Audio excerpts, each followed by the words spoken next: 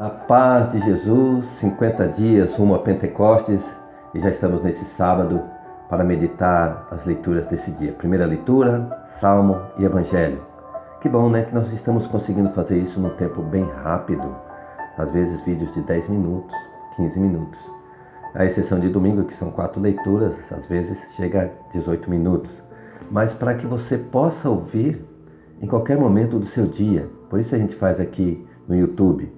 E aí você pode ouvir no trânsito, pode ouvir nos afazeres do dia a dia na sua casa, enquanto está arrumando as coisas. Bota aí e vai ouvindo. Nós proclamamos a palavra e a meditamos ao mesmo tempo. É uma graça muito grande. Para mim tem sido um crescimento muito grande esse tempo. E que bom que você está acompanhando comigo. Que bom que você abriu esse vídeo agora. Nos ajude, né? Clica aí em curtir, compartilhe com as pessoas, inscreva-se no canal. Nós estamos com a meta de chegar a 1000 inscritos, né? Já estamos com mais de 630 inscritos. Eu nem olhei ainda, mas é uma meta possível, porque possivelmente nós faremos uma novena no final desses 50 dias. Eu até já escolhi essa novena aqui. É a novena feita por Santo Afonso de Ligório, né? Uma novena do Divino Espírito Santo.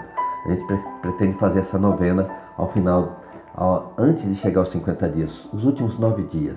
Então vai ser um tempo maravilhoso de graça.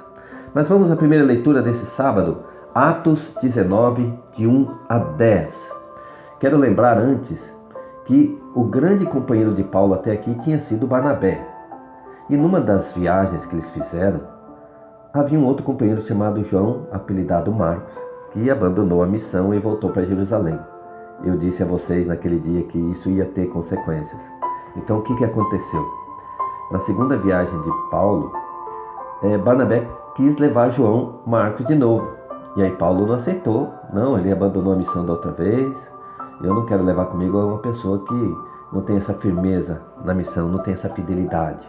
Mas Barnabé, ele é um grande formador de discípulos. Ele formou Paulo, ele foi atrás de Paulo.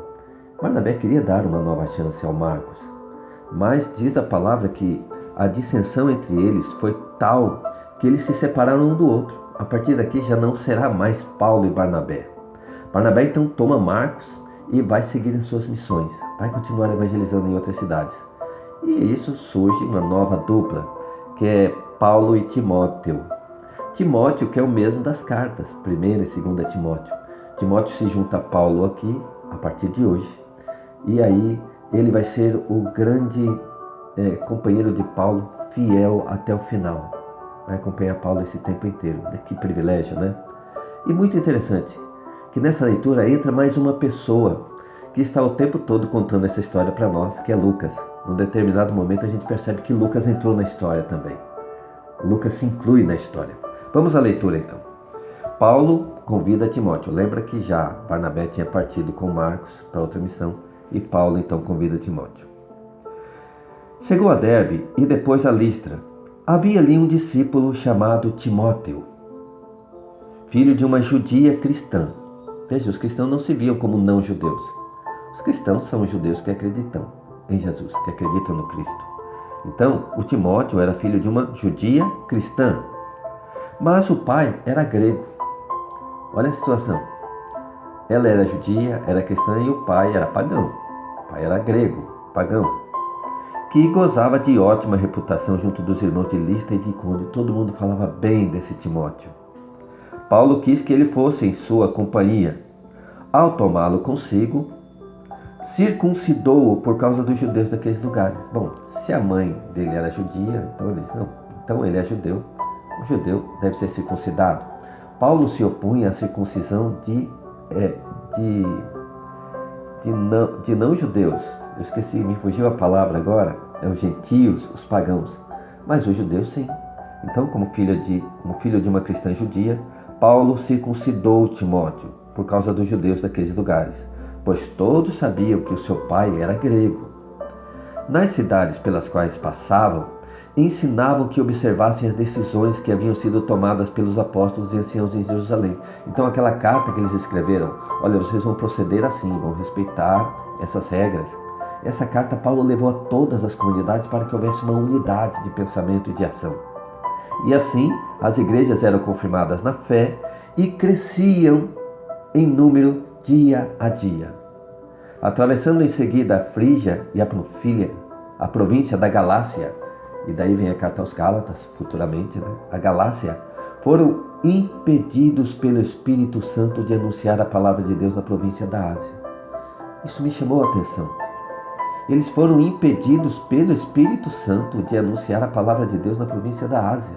Então, tudo que eles faziam, eles ficavam em sintonia para ver, olha, acho que Deus não está querendo que nós façamos isso. E eles não anunciaram a palavra de Deus ali porque impedidos pelo Espírito Santo. Aí no versículo 7, ao chegarem aos confins da Mísia, tensionavam seguir para a Bitínia. Eles queriam ir, mas o Espírito de Jesus não o permitiu. Então eles viviam um discernimento constante. Eu quero, mas será que Deus quer? E de alguma forma o Espírito Santo conseguia comunicar a eles que não, aqui não. Eles tensionavam seguir para a Bitínia, mas o Espírito de Jesus não o permitiu. Então eles tinham formas de discernir. Peraí, será que é bom? Será que Deus quer isso mesmo? E discerniam que não. O Espírito Santo mostrava para eles que não. Versículo 8. Depois de haverem atravessado rapidamente a Mísia, desceram a Troade. De noite, olha só como que era o discernimento de Saulo, se era da vontade de Deus ou não. De noite, Paulo teve uma visão. Um macedônio, em pé, diante dele, lhe rogava: passa a Macedônia e vem em nosso auxílio. Ele teve essa visão. Assim que teve essa visão, procuramos partir para a Macedônia, certos de que Deus nos chamava a pregar-lhes o Evangelho. Eles tinham certeza que Deus queria. Por quê? Porque Deus deu uma visão a Paulo de um macedônio chamando. E aqui tem algo muito importante também, porque o verbo de quem está contando a história dos Atos muda agora. Muda para a terceira pessoa do plural, o nós. Ele diz assim: procuramos partir. Porque até hoje ele dizia: Paulo fez isso, Pedro fez isso, fizeram eles. A partir de agora é o nós. No versículo 10 ele diz: assim que teve essa visão, procuramos partir para a Macedônia, certos de que Deus nos chamava a pregar-lhes o Evangelho. Palavra do Senhor, graças a Deus. E a partir daqui então, Lucas faz parte da missão também. Ele coloca tudo: nós fizemos, nós fomos, nós, né? Na terceira pessoa do plural.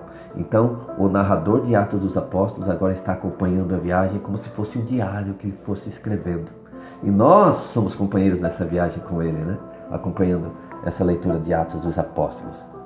Oh, que bênção, né? Que nós estamos perpassando essa história do Evangelho pela missa, pelas leituras da missa.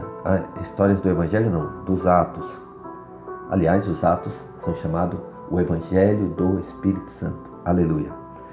E que bom, nós vamos fazer essa viagem aí até o dia de Pentecostes e você está convidado a estar conosco juntos. Vamos ao Salmo do dia, Salmo deste sábado, que é o Salmo 99. É um salmo de alegria, porque o Evangelho está se expandindo pelo mundo. E diz assim: aclamai o Senhor, ó terra inteira. A mensagem do Evangelho é para o mundo inteiro. Aclamai o Senhor, ó terra inteira. Servi ao Senhor com alegria. Ide a Ele cantando jubilosos. Por isso que eu gosto de cantos alegres na igreja, de alegria na igreja. Isso aqui é um convite dos Salmos. Sabei que o Senhor, só Ele é Deus. Ele mesmo nos fez. E somos seus. Somos seu povo e seu rebanho. Sim, é bom o Senhor e nosso Deus. Sua bondade perdura para sempre. Seu amor é fiel eternamente. Aclamai ao Senhor Deus, ó terra inteira. Aleluia.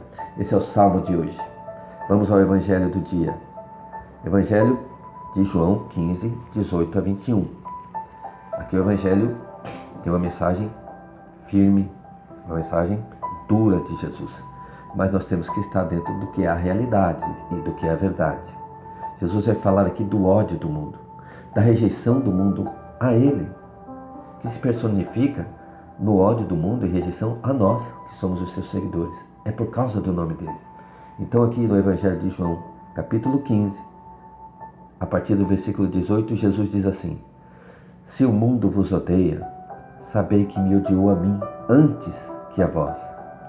Se fosseis do mundo, o mundo vos amaria, como sendo seus. Como, porém, não sois do mundo, mas do mundo vos escolhi, por isso o mundo vos odeia. Em outra tradução não diz vos escolhi, diz assim, do mundo vos retirei. E aí, por isso o mundo os odeia, porque nós fomos arrancados, glória a Deus, arrancados do mundo por Jesus, para sermos não cidadãos desse mundo, cidadãos do céu. Do mundo vos retirei, por isso o mundo vos odeia. Lembrai-vos da palavra que vos disse, o servo não é maior que o seu senhor. Se me perseguiram, também vos hão de perseguir. Se guardaram a minha palavra, hão de guardar também a vossa. Mas vos farão tudo isso por causa do meu nome, porque não conhecem aquele que me enviou. Palavra da salvação. Glória a vós, Senhor. O mundo não conhece a Deus. Por não conhecer a Deus, não conhecem a Jesus, logicamente. E por causa do nome de Jesus, nós somos rejeitados.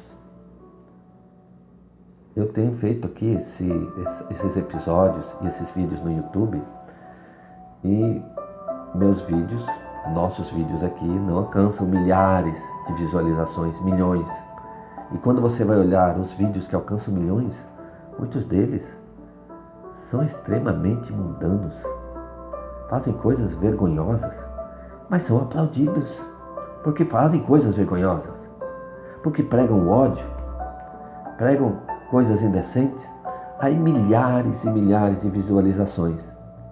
Agora, quando você vem falar de Deus, vem falar do nome de Jesus, aí essa mensagem é dirigida a pessoas especiais, específicas. Essas mensagens são dirigidas a você que para assistir um vídeo como esse, de alguém lendo a Bíblia, falando das coisas que são lidas na missa. É porque você não é desse mundo. Você é cidadão do céu. Amém?